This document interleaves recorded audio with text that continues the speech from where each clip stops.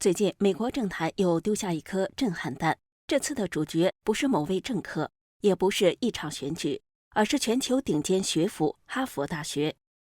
美国政府5月22号突然宣布取消哈佛大学招收国际学生的资格，这不是说笑的。原因是哈佛涉嫌助长反犹太主义，还跟中国共产党长期合作，一时间全网炸锅了。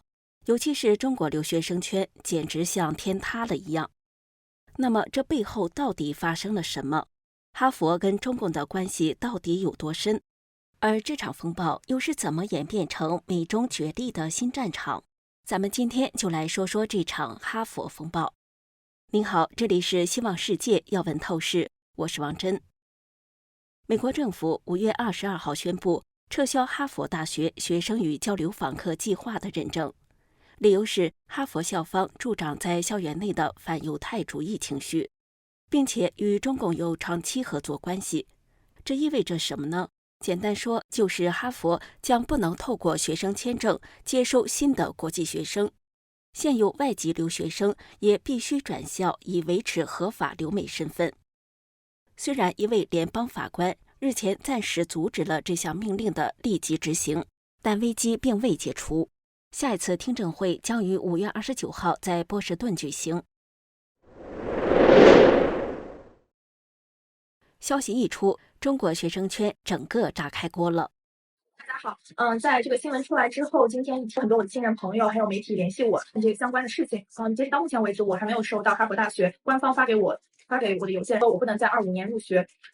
包括其他的新生，大家都是一个在等待的状态，就是看学校进一步有什么新的通知，是要延迟入学还是其他的什么？我觉得都可以。当然，心里可能会有一些焦虑。2年为思考，当时在斯坦福和哈佛之间选择了哈佛，这个事情会不会真的导致我不能入读哈佛？虽然我觉得概率是很小的但是今天很多媒体采访我的时候也会提到这个问题。如果最后真的不能成行，有没有什么翻币？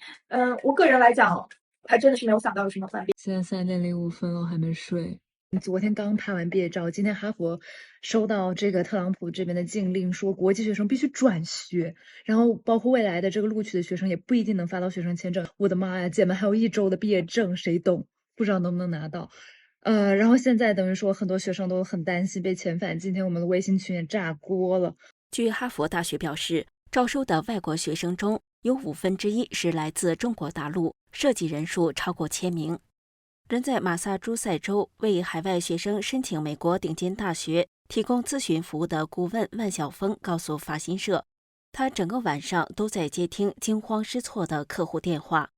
我不仅接到了家长的电话，还有来自中国学校的升学顾问，甚至是高中校长的来电。他们都对这个消息感到震惊，不敢相信这件事真的发生了。23号，计划今年秋季赴美读大学的詹妮弗在北京街头接受法新社采访时说：“说实话，我有点慌了。”香港中文大学、香港科技大学等学校几乎是马上出招，推出所谓的抢人计划，表示欢迎哈佛准学生无缝接轨，甚至有学校承诺提供宿舍和学费减免。澳门官方24号表示，密切关注最新动向，鼓励澳门大学留意最新情况，为受影响的学生提供转学便利及协助。哈佛跟中共的关系到底有多深呢？根据《华盛顿邮报》旗下的杂志《Slate》早在2012年的报道，其实早在2000年代初，中共就启动一项极为低调但宏大的精英培养计划。他们将被视为接班人的年轻官员送到国外最好的几所大学，参加量身定做的公共管理课程，学习如何管理一个威权体制下的社会。第一批就被送往了哈佛。你没听错，是特别为中共官员开的课，地点就在哈佛约翰肯尼迪政府学院 KSG。报道引述负责管理这个项目的中国发展研究基金会的秘书长卢万说：“这是个重大的决定，我们已经派遣了超过4000名官员。我不知道其他国家还有哪个派遣规模有这么大。”哈佛的老师们教这些中共官员的包括领导学、战略和公共管理。虽然课堂只限于中共官员，这些共产党员却有充分的机会跟学校教职工和普通学生打交道。被选中的官员身份不一，他们包括市政府官员、市长、省长，一直到中央政府高层官员。其中官阶最高的是李元朝，他是中共政治局当中第一个在哈佛受过训的成员。他曾经担任中共中央组织部部长、中共国家副主席。此外，还包括中共宣传部部长李书磊、原中共国务院副总理刘鹤、陕西省省长赵正永、原商务部长陈德明等。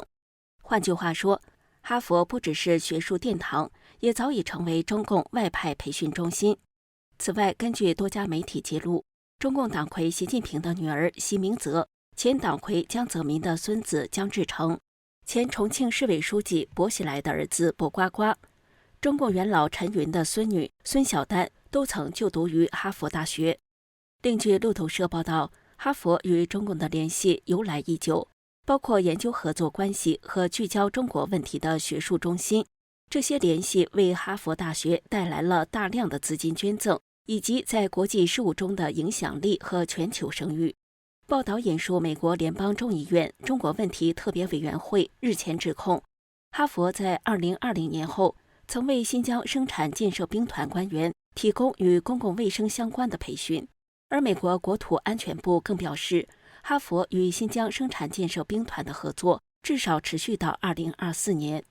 而就在2020年7月，新疆生产建设兵团这个准军事组织因涉及侵犯新疆维吾尔族和其他穆斯林民族的人权，遭到美国制裁。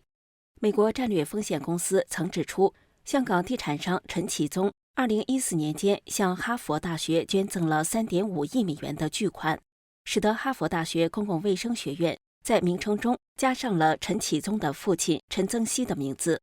而陈启宗是中美交流基金会的成员，根据美国法律，该组织被列为外国代理人。此外，美国2党国会议员也对与北京有关的学生社团在美国校园内的监控行为表示担忧。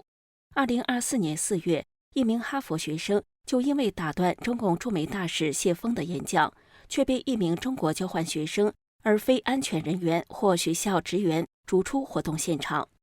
路透社指出，哈佛大学与中共的深厚连结，已从昔日的宝贵资产，转变为当前美国政治氛围下一个极其敏感且棘手的难题，其未来走向充满变数。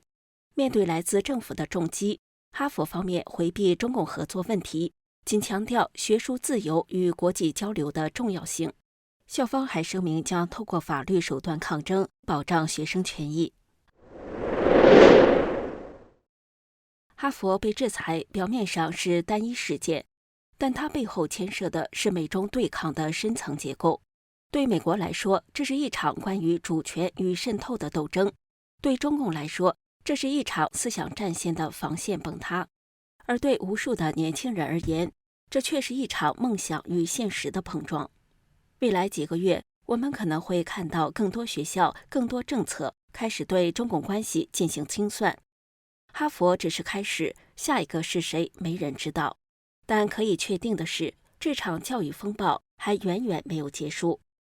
这里是希望世界要闻透视，感谢您的陪伴与思考，请订阅、分享并打开小铃铛，一起在动荡中坚守真相，在黑暗中点燃希望。